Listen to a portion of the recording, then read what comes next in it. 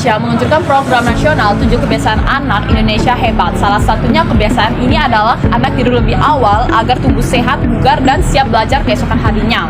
Untuk mendukung program ini, pemerintah Kota Pontianak menerapkan aturan pembatasan jam malam bagi anak di bawah umur sejak 15 Mei 2025. Melalui peraturan wali kota, anak-anak diharapkan sudah berada di rumah pukul 10. Aturan ini bukan hanya untuk menyukseskan program anak tidur lebih awal, tetapi juga untuk melindungi anak-anak dari pergaulan bebas, tawuran antar geng, hingga tindakan berbahaya seperti begal atau membawa senjata tajam.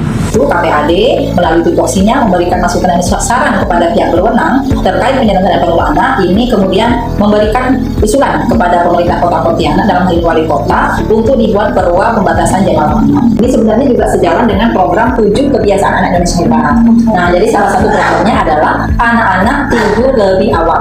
Nah, jadi turunannya itu. Nah, itu selain bertujuan menjaga ketertiban, keamanan di Kota Pontianak, ini juga melaksanakan program dan nasional. Nah, kenapa ada program ini? Anak-anak yang tidur lebih awal besok bangunnya lebih segar, lebih fit, kemampuan berkonsentrasinya menjadi tinggi. Dengan kata lain, aturan ini dihadirkan sebagai bentuk perlindungan terhadap generasi muda Pontianak.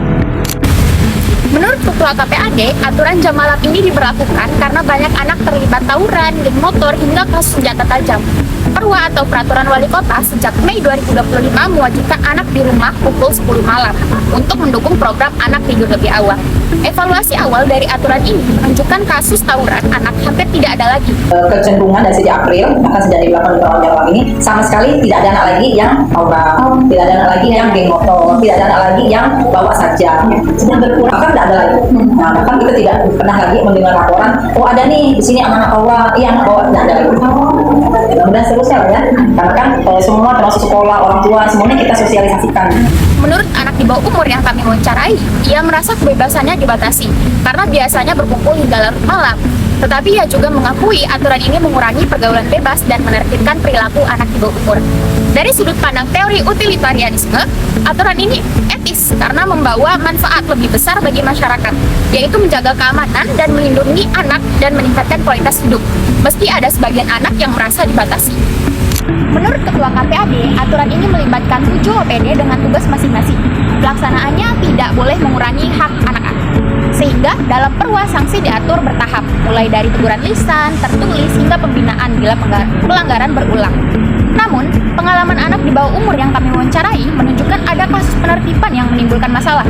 Ia bercerita bahwa ia pernah melihat temannya ditangkap dalam razia malam, bukan karena melanggar jam malam, tetapi karena menggunakan knalpot yang bising. Masalahnya, dalam proses penertiban itu, ada aparat yang bersikap keras hingga menimbulkan rasa takut bagi anak-anak di bawah umur.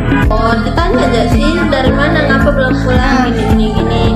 Terus ditanya kenapa potnya gini. Pas mau dijawab tuh, ada teman saya yang langsung di pang motornya.